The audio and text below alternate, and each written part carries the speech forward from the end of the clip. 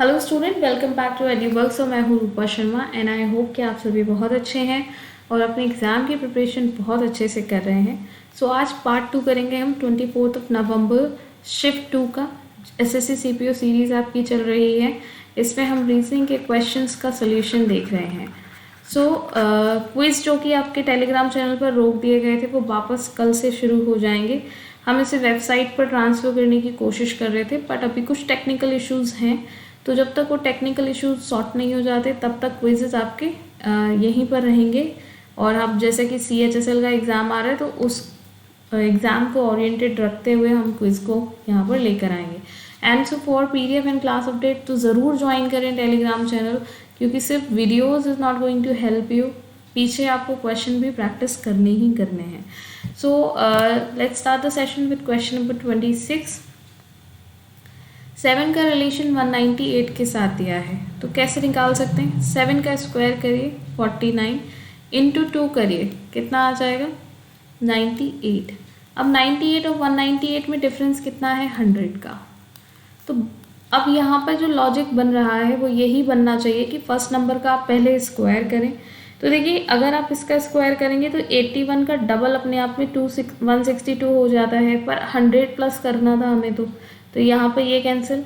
यहाँ पर अगर आप देखेंगे तो 50, 5 का स्क्वायर 25 प्लस आप करेंगे इंटू 2 करेंगे तो 50, फिर 100 आपने प्लस कर भी दिया तो 150 आएगा, ये भी पॉसिबल नहीं है। सिमिलरली यहाँ पर भी 36 होता है, 6 का स्क्वायर इंटू 2 करके 72 आ जाता है, बट अभी तो हम प्लस 100 भी करते तो 172 आना चाहिए था, नॉट पॉसिबल। यही आपके पास ऑप्शन बचा। 8 का जो स्क्वायर है वो कितना बनेगा 64 इंटू 2 आप करेंगे तो आ जाएगा 128, प्लस 100 आप करेंगे तो बन जाएगा 228।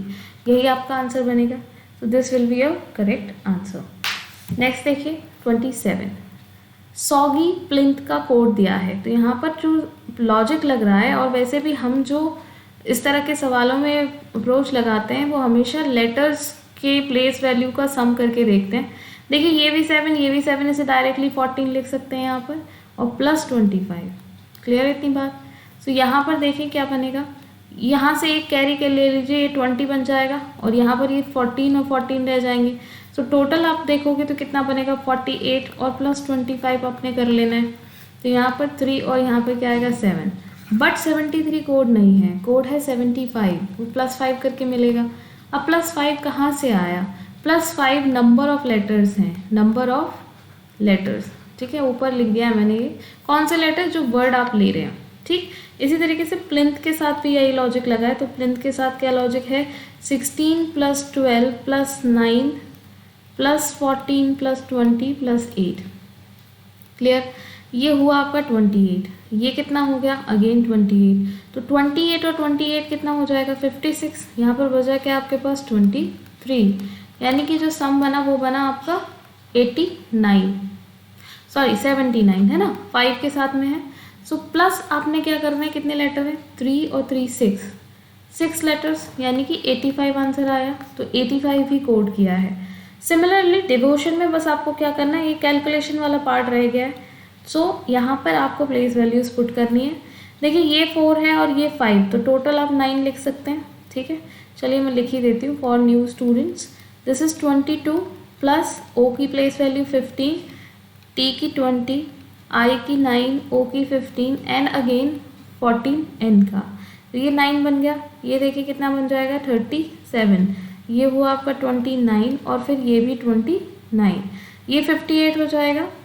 यहाँ से अगर आप देखेंगे तो 46, 4 5 9, बट यहाँ पर 8 और 6 14, तो 104 बनेगा। 104 में भी लेटर्स आपको नंबर ऑफ लेटर्स ऐड करने हैं, 3 3 6 और 2 8, प्लस 8 करिए, क्या आ जाएगा 112, ठीक। तो यही आपका आंसर है ऑप्शन नंबर ए। क्लियर है इतनी बात? 28 क्वेश्चन देखेंगे। This question is also belongs to coding and decoding. यहाँ पर आपसे डेक्स जो कोड है वो किस वर्ड के लिए यूज़ किया गया है वो पूछा है। सो आप सबसे पहले डेक्स को ही ढूंढ लीजिए कहाँ कहाँ अवेलेबल है। सो डेक्स एक तो आपका यहाँ पर अवेलेबल है, ठीक है। तो इसका मतलब आपको ये वाला सेंटेंस चेक करना है, फ्रेज, और कहीं डेक्स अवेलेबल है, कहीं पर भी नहीं अवेलेबल। तो अब आपको डेक्स का कोड पता करने के लिए मैक्स का कोड पता करना बोलेगा और डेक्स का। सो मैक्स यहाँ पर है और कहीं है मैक्स, और मैक्स यहाँ पर है। तो इन दोनों सेंटेंस को कंपेयर कर लीजिए। अब देखिए इन दोनों में मैक्स और मैक्स कॉमन है कोड में और गेट कॉमन है वर्ड में, तो गेट का कोड आपका मैक्स बन जाएगा, तो मैक्स आपने कैंसिल कर लिया यहाँ से। अब जेक्स का कोड निकालिए, तो जेक्स इस स्टेटमेंट में तो कहीं नहीं है, जेक्स के लिए आपको इस सेंटेंस के साथ में कंपैरिजन करनी पड़ेगी, ठीक है।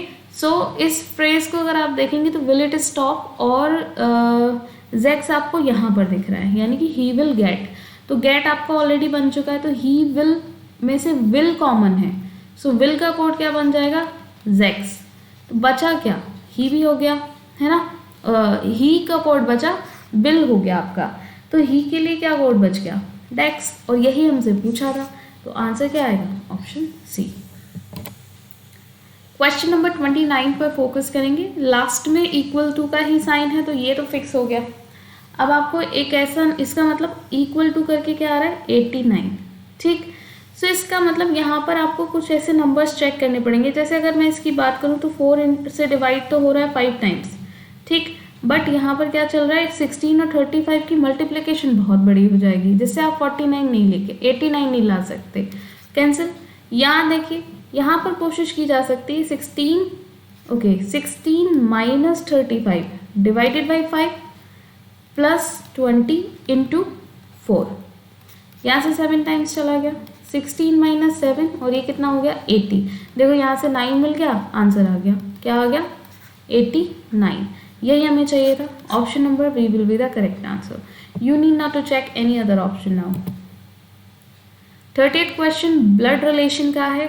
इक्वेशन आपको सॉल्व करनी पड़ेगी क्योंकि एम और पी का रिलेशन पूछा है, तो एटलीस्ट यहाँ तक तो आपको सॉल्यूशन निकालना ही पड़ेगा। उसमें भी एम का पी से रिलेशन पूछा है, तो एम का जेंडर क्लियर करने के लिए अगर हैश से नहीं होता है, क्योंकि हैश का मतलब ब्रदर है, तो जेड एम का ब्रदर हो जाएगा, बट एम सिस्टर भी हो सकती है, ब्रदर भी, तो उसके लिए आपको पूरी ही इक्वेशन सॉल्व करनी पड़ेगी। तो चलिए कर लेते हैं। देखिए परसेंटेज का जो मीनिंग है यहाँ पर वो है सिस्टर, और एट द रेट का मीनिंग है वाइफ, हैश का मीनिंग है ब्रदर, ब्रो लिख लेते हैं, ठीक है, कोई दिक्कत वाली बात नहीं होनी चाहिए। डॉटर, एंड का मीनिंग है daughter. So P percentage R का मतलब हो गया, जो पी है वो सिस्टर है किसकी, आर की। आर एन का मीनिंग होता है आर डॉटर है किसकी, वाई की।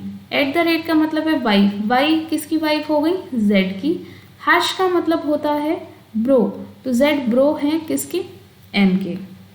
एम परसेंटेज का मतलब होता है सिस्टर, तो एम एन की सिस्टर है, तो एन ऊपर है, पी नीचे है, पी की सिस्टर की जनरेशन की बात हो रही है ऊपर, ठीक है, यानी कि इनके पैटर्नल जनरेशन को अगर आप देखेंगे, ये माता जी हैं इनकी, ये पिताजी हैं इनके, तो पिताजी की जनरेशन की बात हो गई। क्यों, क्योंकि पिताजी की जो है सिस्टर हैं एम, इनका पी से संबंध पूछा है, तो पैटर्नल आंट हो गई, तो यहाँ पर आप बुआ लिख दीजिए, एक बुआ, पैटर्नल आंट को भी बुआ बोल देते हैं, ठीक है, तो ये आंसर आ जाएगा।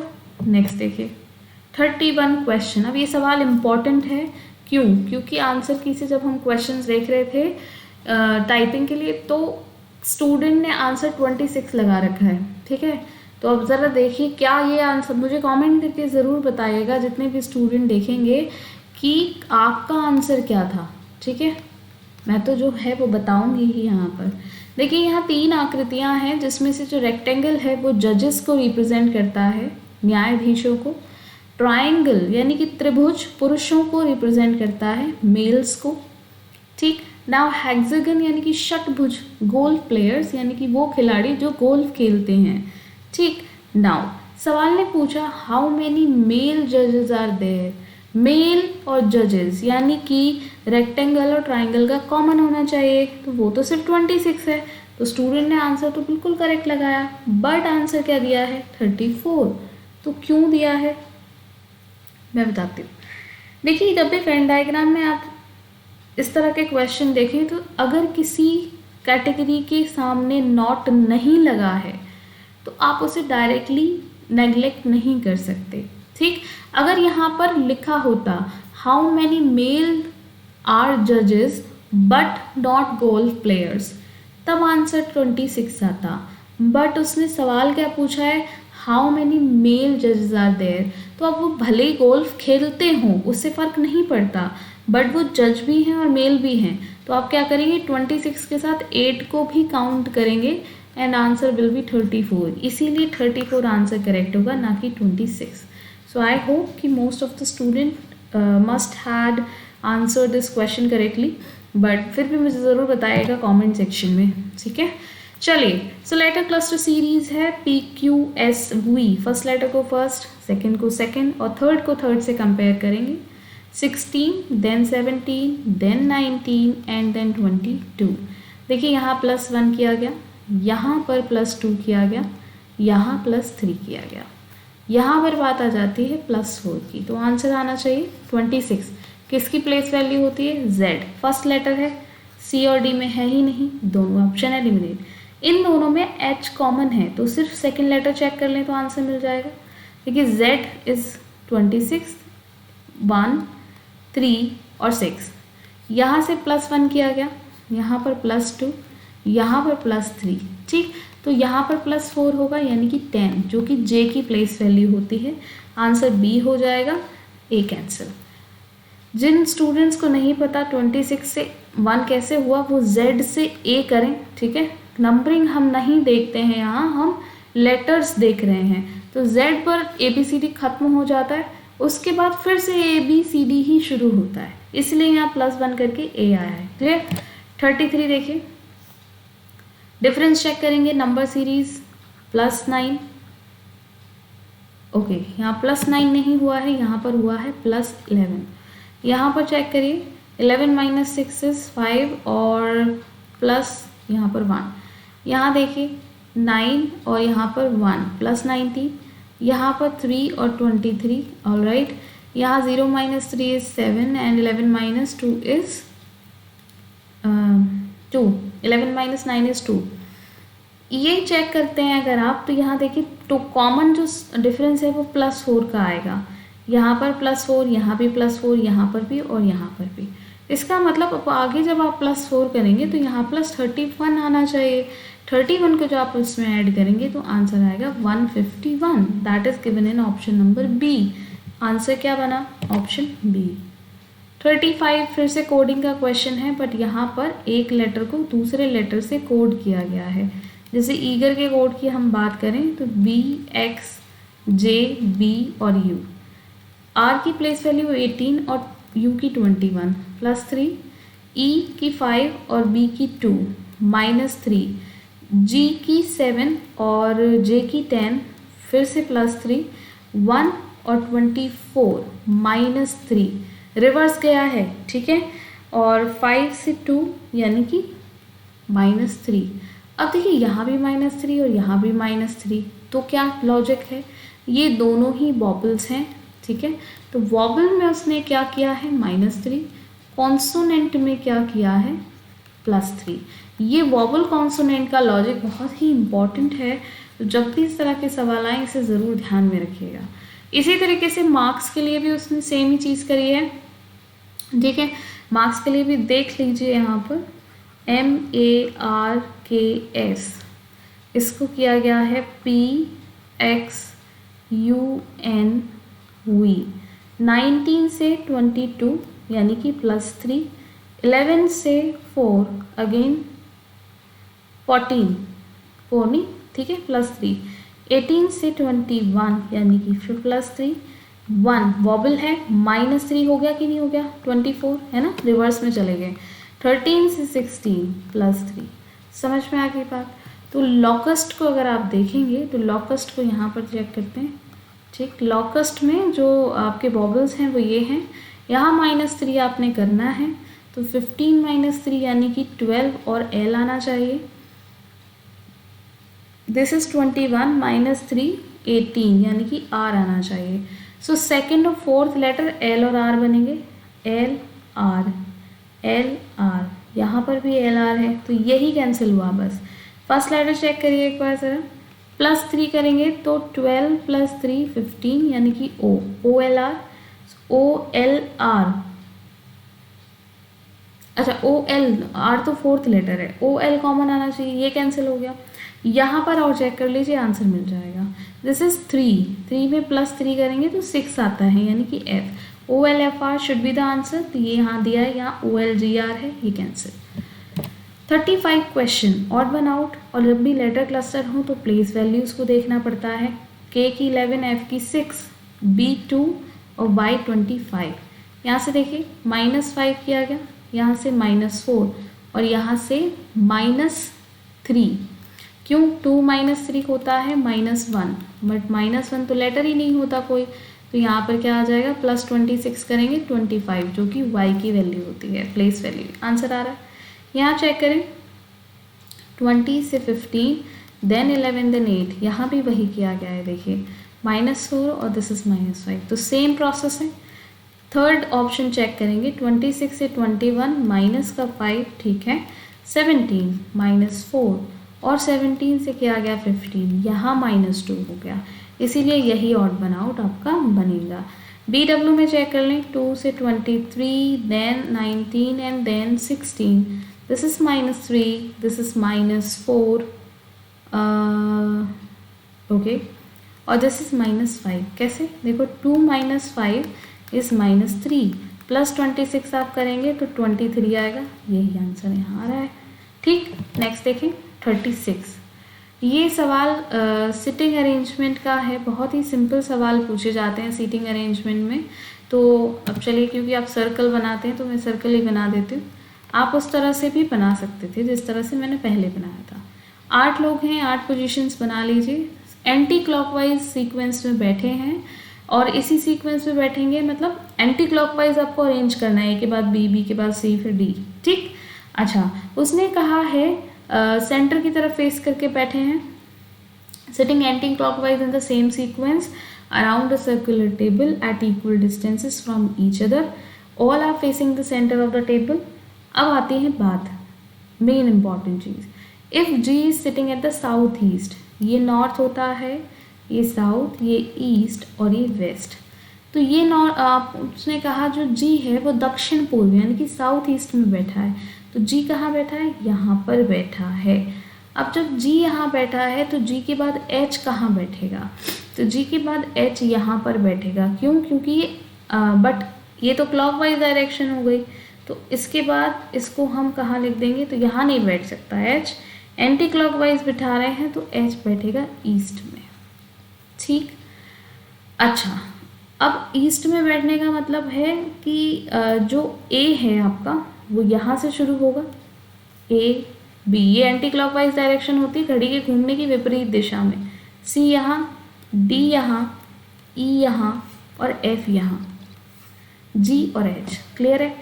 अब इस तरह से जब आपने बिठा लिया तो पूछा A कौन सा डायरेक्शन में बैठा है, A की डायरेक्शन ये है, ये नॉर्थ है और ये ईस्ट, तो ये क्या हो गया नॉर्थ ईस्ट, तो आंसर आ जाएगा ऑप्शन C।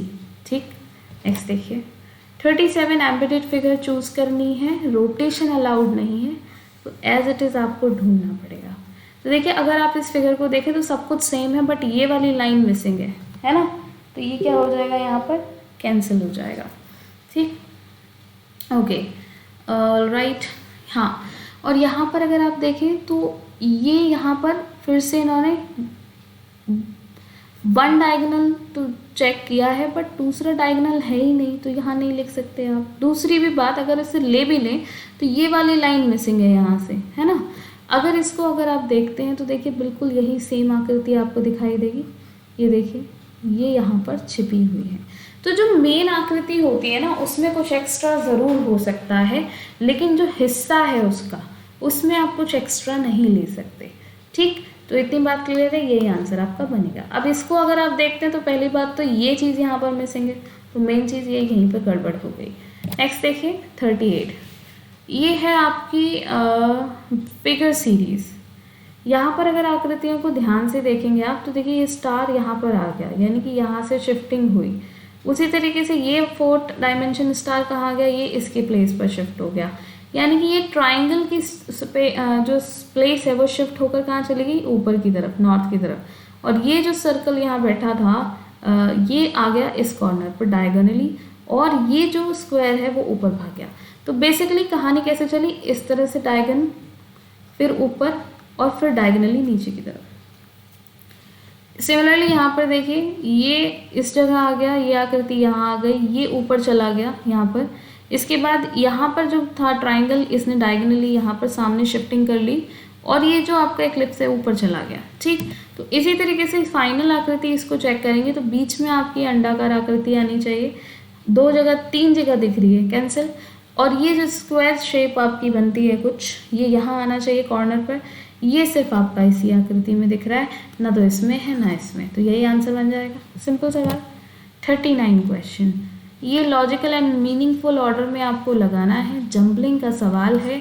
सो देखिए, नी की अगर हम बात करें तो ऊपर से नीचे की तरफ चलें अगर सबसे पहले, तो सबसे पहले आपके आईब्रो, उसके नीचे आपकी चिन आएगी। ठीक, चिन हो गया, आईब्रो हो गई, उसके बाद आपकी घुटना, नाभि और वेस्ट। तो सबसे पहले नाभि आ जाएगी, उसके बाद वेस्ट और फिर आपकी नी। तो 3, 5, 2, 4, 1 इस अरेंजमेंट में तो नहीं दिया है, बट अगर इसको रिवर्स ऑर्डर में लिख दूँ 1, 4, 2, 5, 3, 1, 4, 2, 5, 3, ये आंसर आपको बी में दिया है। यानी कि उन्होंने नीचे की तरफ से ऊपर के पार्ट्स लेने शुरू किए बॉडी के। ठीक, 39 क्वेश्चन के बाद क्वेश्चन नंबर 40, फिर से एक नंबर सीरीज है, डिफरेंस चेक कर लीजिए। 8 - 2 is 6, 4 - 1 is 3, 12 - 7 is 5, 10 - 8 is 2, 5 का स्क्वायर 6 का स्क्वायर, 7 - 1 is 6, 8 - 7 is 1, 4 का स्क्वायर, यहाँ देखें 11 में से 2 गए 9 और 6 - 6 is 0, 3 का स्क्वायर। यानी कि यहाँ पर 4 का डिफरेंस बनना चाहिए, और क्योंकि इंक्रीजिंग ऑर्डर में है तो 62 - 4 करके देख लीजिए, तभी तो नंबर पता चलेगा। तो 58 आ जाएगा, ये यहाँ 58, और देखिए इन दोनों के बीच का डिफरेंस 1, जो कि 1 का स्क्वायर होता है। आंसर क्या बन गया? Option C. 41 क्वेश्चन, बहुत ही आसान सवाल है। देखिए 14 का डबल है 28, बट 2 कहाँ से लेके आओगे? इसका आधा कर दो। तो उसने क्या किया, 14 × 4/2 is 28। Similarly 21 = 6/2 is 63। 21 × 63 होते हैं, 21 3 × 63। 45 × 8 / 2 is equals to 4 5 × 20 and 4 4 × 16 और 2 18, 180, यानी कि B will be the correct answer। 180 आ गया, 45 × 4 कितना हो जाएगा? 180। ठीक, नेक्स्ट देखिए 42 क्वेश्चन, फिगर सीरीज ये एक एक आकृति इंक्रीज हो रही है और बाकी आकृतियां धीरे धीरे करके एक एक, आप कह सके अगर मैं एक भाषा में बोलना चाहूँ ऐसे सिंपली, तो एक आकृति गायब हो रही है, एक ऐड हो रही है। तो देखिए यहाँ पहले एक एरो था और ये एरो सभी जगह पर है। एरो ने क्या किया, सबसे पहले नॉर्थ की तरफ था, फिर ईस्ट की तरफ चला गया, फिर साउथ की तरफ और फिर वेस्ट की तरफ। तो अब वापस नॉर्थ की तरफ डायरेक्शन होगी, तो ये यहाँ पर छोड़कर और यहाँ पर छोड़कर सभी जगह पर है, ऑप्शन ए और बी में। इसके बाद अगली लाइन में एक सर्कल ऐड कर दिया गया, उसके बाद अगली फिगर में ट्राइंगल ऐड कर दिया गया, बट अब इसके बाद एक एक आकृति विलुप्त होनी शुरू हो गई है, यानी कि गायब होनी।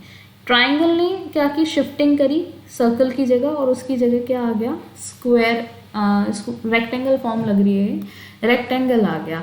अब क्या होगा, डायरेक्शन ईस्ट की नॉर्थ की तरफ इसकी ज़रूर होगी, और ये जो रेक्टेंगल है वो यहाँ आ जाएगा। अब क्योंकि पहले 3 लाइनों वाली आकृति थी, फिर 4 की हुई, तो अब क्या आएगा यहाँ पर, पेंटागन। तो ये यहाँ पर पेंटागन दिया गया है, रेक्टेंगल भी दिया है, नॉर्थ की तरफ डायरेक्शन भी है, बट यहाँ पर जगह चेंज कर दी गई, सर्कल तो वैसे भी नहीं आएगा, option be eliminated. 43rd question पर मूव करेंगे इसी के साथ तुरंत। यहाँ इन नंबर्स को आपको चेंज करना है। तो देखिए अगर मैं मान लेती हूँ सबसे बड़े नंबर्स को सबसे पहले चूज़ कर लिया जाए अगर, सो यहाँ 21 और 42 को अगर आप चेंज करेंगे तो 42 से 63 को पूरी तरह से डिवाइड नहीं कर सकते, कैंसिल। 7 और 63 को देखें तो 7 यहाँ आ जाएगा, तो 7 डिवाइडेड बाई 21 फ्रैक्शन में वैल्यू आएगी, है ना, ये पॉसिबल नहीं है। 21 और 8 को देखिए, क्या 8 से 63 को डिवाइड किया जा सकता है? नो। तो 7 और 21 ही हमारे पास एक आंसर बच जाता है। तो यहाँ पर 7 आ गया, -42 प्लस 8 इंटू कितना आ जाएगा 21। सो 9 टाइम्स 42 प्लस ये 168 हो गया। इन दोनों का सम कर दिए तो ये आ जाएगा 177 -42 आपने करना है। 7 - 2 इज़ 5, 7 - 4 इज़ 3, 135। यही आंसर यहाँ दिया है, इसीलिए ये आंसर आ जाएगा। तो एलिमिनेशन से पता तो हमें पहले ही चल गया, बट हमने क्या कर लिया, कन्फर्म। 44वां क्वेश्चन देखिए, डिस्टेंस एंड डायरेक्शन का सवाल है। Arjun 40 metre towards the south. अपने घर से अर्जुन साउथ की तरफ 40 मीटर चला, ठीक, ये अर्जुन का घर है। उसके बाद लेफ़्ट टर्न लिया है, यानी कि आपका राइट। आपको पता है जब साउथ में जाते हैं तो आपका लेफ़्ट जो है वो राइट बन जाता है और राइट लेफ़्ट।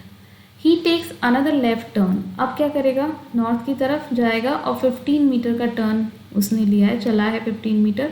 देन फिर से उसने लेफ़्ट टर्न लिया और 55, ये भी 55 है, तो बेसिकली इसी रास्ते पर आ गया वो लौट कर, ये 55 हो जाएगी। तो अगर ये 15 है, क्यों, क्योंकि ये भी 15 है, तो ये कितनी बच जाएगी 25। क्यों, क्योंकि ओवरऑल ये कितना था 40। तो उसने पूछा है कि अपने घर से कितनी दूर है, घर से यहाँ की डिस्टेंस जो है वो कितनी है 25। आंसर क्या आ गया 25। डायरेक्शन पूछी होती घर से तो क्या कर देते आप, साउथ। 45 क्वेश्चन देखिए। This question is something you need to think come on this question, क्योंकि ये सवाल फंसा सकता है, ठीक है। अच्छा, यहाँ देखिए 557 और 447 को अगर आप देखें तो ये कुछ 502 के डबल लगता हुआ दिखाई देता है। कैसे, पहली बात तो ये यूनिट प्लेस पर जो है वो 14 आएगा, 14 का 4, और इसका आप हाफ कर दें तो 2। यहाँ पर यूनिट प्लेस पर 2 ही दिया है, बट इसका क्या करते हैं हम पहले सम कर लेते हैं। तो 7 7 14, 5 और 5 10, और ये कितना हो गया 6 और 4 10। इसको 2 से डिवाइड करिए, 502, यही आंसर यहाँ पर आ रहा है। उसी तरीके से 8 3 5 प्लस 7 5 3 करिए तो ये आ जाएगा 8 8 और 3 फिर से हो गया 8, 7 7 14 और दिस इज 15, 2 7 2 9 एंड 2 4, 7 9 4। अब इसका सम करिए तो ये आ जाएगा 6 1 11, 2 से डिवाइड करिए, 5 times again 5 times and 8 times, 5 5 8 option C में दिया है, यही आंसर आपका बन जाएगा। नेक्स्ट क्वेश्चन नंबर 46 चेक करेंगे। सिलॉक का सवाल है, 2 कंक्लूजन 2 स्टेटमेंट, चलिए देख लेते हैं। उसने कहा कुछ ऑक्टोपस फिशेस हैं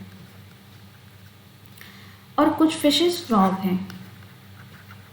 अब कंक्लूजन कहता है कुछ फ्रॉग फिश हैं, तो बिल्कुल ये देखिए आ जाएगा, फॉलो करेगा। कुछ फिश ऑक्टोपस हैं, तो ये फिश और octopus, okay this is O octopus, तो ये भी यहाँ पर फॉलो करेगा, यानी कि बोथ कंक्लूजन फॉलो करते हैं। ऑप्शन डी आंसर बन जाएगा।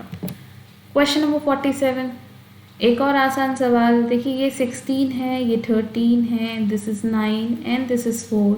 यहाँ पर क्या किया गया, 16 से अगर 13 क्या -3, फिर 13 से 9 -4 और फिर -5, तो अब -6 होगा, तो 4 - 6 कितना बन जाता है -2, बट -2 पर तो कोई लेटर ही नहीं होता, तो 24 आएगा प्लस 26 करके। x आ गया, x फर्स्ट प्लेस पर 3 जगह दिख रहा है, ऑप्शन नंबर ए एलिमिनेट।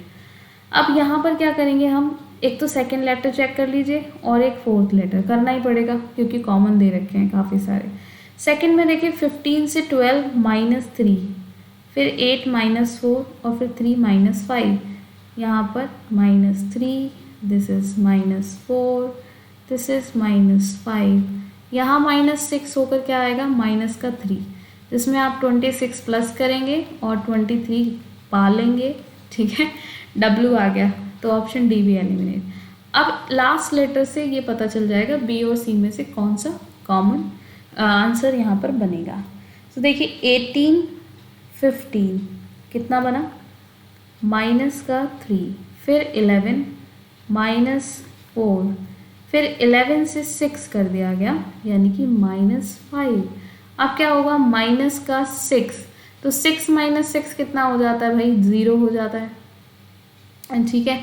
तो 0 का मतलब क्या होता है, +26 यानी कि 26, और z की वैल्यू होती है प्लेस वैल्यू, जो कि ऑप्शन बी में दिया है, डी यहाँ से एलिमिनेट, सी एलिमिनेट, ऑप्शन बी आंसर आ गया। 48th question, this question is quite interesting, इसको बहुत पेशेंसफुली करिएगा वरना सवाल आसान है लेकिन जल्दबाजी में करेंगे तो गलती कर जाएंगे क्योंकि कुछ ना कुछ मिस हो जाएगा, ठीक। तो उसने कहा है जेड का जो घर है, जेड्स house is 45 metre south to the P's house. मान लीजिए पी का घर है, इसके 45 मीटर साउथ में जेड का घर है, जे का जो घर है वो 50 मीटर साउथ है एच के घर से। तो मान लीजिए एच का घर है तो ये जे का घर हो जाएगा 50 मीटर। अब क्योंकि पी और जेड और एच और जे का कोई रिलेशन नहीं है तो इसे हम अलग रख लेते हैं। क्यू का घर जो है वो 30 मीटर वेस्ट है जेड के घर से, तो जेड ये रहा, वेस्ट का मतलब ये 30 मीटर की बात हो गई, यहाँ पर आ गया क्यू। नेक्स्ट देखिए, M house is 50 metre north to the P का घर, तो पी के घर से ऊपर की तरफ जाएंगे 50 मीटर, तो ये एम का घर आ जाएगा। H house is 30 metre west to M house, 30 metre west का मतलब है ये आ गया, क्योंकि सामने आ जाएगा 30 मीटर यह था, 30 मीटर ये था, ये कौन आ गया, एच। अब एच और जे का भी रिलेशन दिया है, जे का जो हाउस है वो 50 मीटर साउथ में है एच से, यानी कि जे और पी एक ही लाइन में बैठे हुए हैं 30 मीटर की डिस्टेंस पे, ठीक। सवाल ने पूछा in which direction and at what distance J का घर, J's house with reference to the Q का हाउस, तो क्यू के घर से जे का घर नॉर्थ की तरफ है, डिस्टेंस कितनी हो गई, ये 45 है तो ये भी 45 हो जाएगी, क्यों, क्योंकि this is 30 and again this is 50, तो ये वाला सेम डायरेक्शन हो गई ना, सेम लाइन में आ गए, तो ये north 45 will be the correct answer, option number C. 49th question, इसमें आपको हर एक लेटर को एक साइन से रिप्लेस करना है जो कि आपको एग्जाम यहाँ पर क्वेश्चन में दिया गया है। ए की जगह एडिशन लगाएंगे, बी की जगह मल्टीप्लिकेशन, सी की जगह सब्ट्रैक्शन और डी की जगह डिवीजन। सो बी की जगह आपने क्या लगाना है, मल्टीप्लिकेशन, सी की जगह सब्ट्रैक्शन, ए की जगह एडिशन, डी की जगह डिवीजन, सी की जगह सब्ट्रैक्शन, बी की जगह मल्टीप्लिकेशन, ए की जगह एडिशन। सो 15 इंटू यहाँ से बचा 7 plus 25 divided by 18 minus 13 is 5 minus 8 into 2 plus 3 is 5, यहाँ से बचा 5, ठीक। ये कितना हो जाएगा 105 प्लस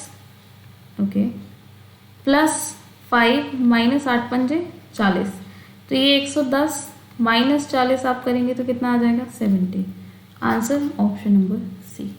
लास्ट क्वेश्चन बहुत ही आसान, मिरर इमेज, दो प्रॉपर्टी हमेशा याद रखिए, और जो टॉप बॉटम वाली प्रॉपर्टी है यानी कि टॉप और बॉटम चेंज नहीं होते हैं जब आप मिरर इमेज चेक करें तो यही एक प्रॉपर्टी है जो आंसर लेकर आएगी। दूसरा, क्लोज चीज़ हमेशा क्लोज दिखाई देगी। 4 मिरर के क्लोज है तो इसकी जो आकृति बनेगी मिरर आकृति, ठीक है, वो क्लोज बनेगी, यानी कि 4 सबसे पहले दिखेगा। ऑप्शन नंबर बी में देखिए टॉप एंड बॉटम चेंज कर दिया तो ये कैंसिल हो गया। अब ये यहाँ पर 5, यहाँ पर फिर से 5 का टॉप बॉटम चेंज कर दिया गया, ये भी कैंसिल। यहाँ n सेम है, v में टॉप बॉटम चेंज कर दिया गया, कैंसिल। आंसर क्या आ गया, ऑप्शन नंबर ए। तो बेसिकली आपको ज़्यादातर क्वेश्चन में बार बार चेक करने की भी ज़रूरत नहीं पड़ेगी अगर आप टॉप बॉटम की जो प्रॉपर्टी है उसको याद रखें तो। I hope this session is going to help you a lot. मेरी पूरी कोशिश यही है कि प्रीवियस ईयर के जो सोल्यूशंस में प्रॉब्लम होती है वो आपको ना हो, ठीक। सो अगर आपको सेशन पसंद आ रहा है तो I need not to say that, आप ज़रूर सेशन को लाइक करें, शेयर करें, कमेंट करके ज़रूर बताएं how these sessions are going to help you, और चैनल सब्सक्राइब करिए, अपने फ्रेंड से करवाइए, है ना। नोटिफिकेशंस के लिए बेल आइकन आप प्रेस कर सकते हैं। सो टेलीग्राम चैनल आपको किसी भी हालत में, सूरत में आपको ज्वाइन करना है क्योंकि वहीं पर PDF हैं, वहाँ क्विजेस फिर से शुरू हो रहे हैं, कोई भी क्लास से रिलेटेड अपडेट होती है वो भी टेलीग्राम चैनल पर ही जाती है।